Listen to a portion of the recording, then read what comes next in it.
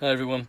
When Mercedes made the SLK back in the early 2000s, they used a sort of latex rubberized paint on the internal trims. So its console, for example, and the dashboard here, and it's quite a weird sort of tacky substance, and it peels off, and you can actually clean it all off if you were to boil these components in sort of warm water.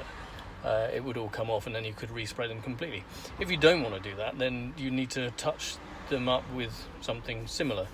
Now there's a few things on the market. I ordered a sort of dabber unit from it's on the eBay purchase, something Doctor, but it didn't match the colour, and in fact I've done it here and it's the wrong colour. I dabbed it on and I thought, no, that's purple. One of the other tips that someone came up with was going to B&Q and getting a mixed pot, colour matched, to your trim. So I've done that. I've gone to B&Q with this piece of trim, which comes off under the steering wheel here, and I've got a pot of paint here that's colour matched. I'll just show you the label on that. If you want to get Merlin blue, then that's the colour match that they come up with in my local store. And I'll show you what you can do with this. This is actually just a matte emulsion paint, but you can buy sort of wood metal paints. There's a variety of different paints you can buy. This might not be the best one for it because it's just a standard water-based emulsion, but I'm keen to see how good the colour match would be. So what I'm going to do, there you go, there's the colour. I'm just going to put some of this on a little sponge here, and then I'm going to start dabbing this onto here, and you can see immediately that's looking a heck of a lot better. It looks lighter, and that's because the paint's always lighter when it's wet, and it will dry darker, so I'm not bothered that it's lighter at the moment. This is a matte paint, and it may be that this isn't as hard wearing as the original surface. I think I'm probably going to have to cover quite a large area to blend this in, so I'll do this all down here. Obviously it doesn't need much. There's a bit of sponge because I'm trying to sort of replicate the finish, and obviously I don't want brush strokes on this. That's quite important. So I'm just dabbing this on. Scratch Doctor, that was the name of the product that I bought, and it was no good. So I'd recommend against Scratch Doctor, just based on my own personal experience. They did refund me the money, but I did suggest that they look at the colour match and see if they could do a different batch, but they never came back to me to say that they had. But if you've had more success with Scratch Doctor, then let me know. My experience might have just been a one-off. So this is going on pretty well, and yeah, I'll carry on doing this, and I'll sort of sketch these videos together, and we'll see what it looks like when it's dry. There we go. So we're making quite good progress now. I've dabbed all of this around here.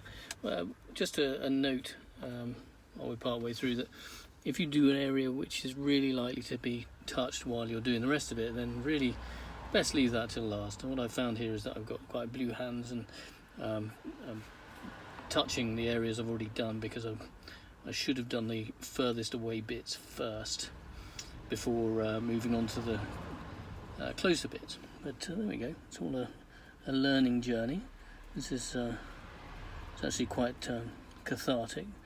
You're doing a bit of mindfulness dabbing work in your car, and you're fed up with life otherwise. You might explore a whole new place of peace whilst you improve the condition of your interior. Very nice too. Anyway, I'll keep going. Right, well, this has now been finished, and it's had 24 hours to dry.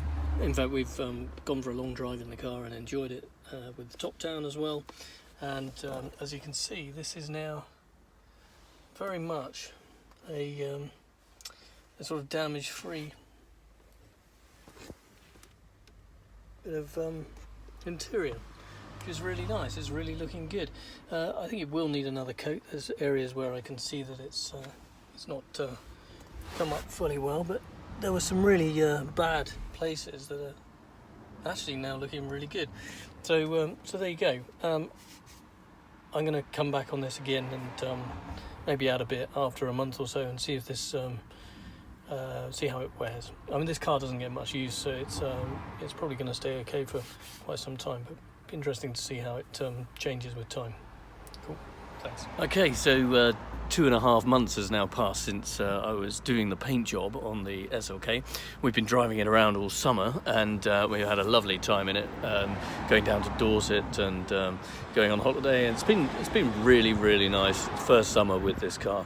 Yeah, just as I said, I would come back to this, and through the magic of YouTube, 2.5 months later, we can now have a look at the car and see how well it's lasted. So this is the area you saw me doing, and as you can see, it's still in pretty good condition. The paint hasn't really scratched. There's a couple of minor bits where it's chipped here, where we've been sitting in here and obviously touched against it, so it will need the occasional touch up from time to time. I'm actually really happy with this. For that Valspar pot of colour matched paint, for I think it was about £5. It actually is really, really good. So yeah, definitely recommend doing that. So yeah, get yourself down to B&Q or your equivalent wherever you live. Get the Valspar colour matched and dab it on with a bit of sponge. It's a really good solution. And thank you for watching, and subscribe if you found it useful. Thanks, bye.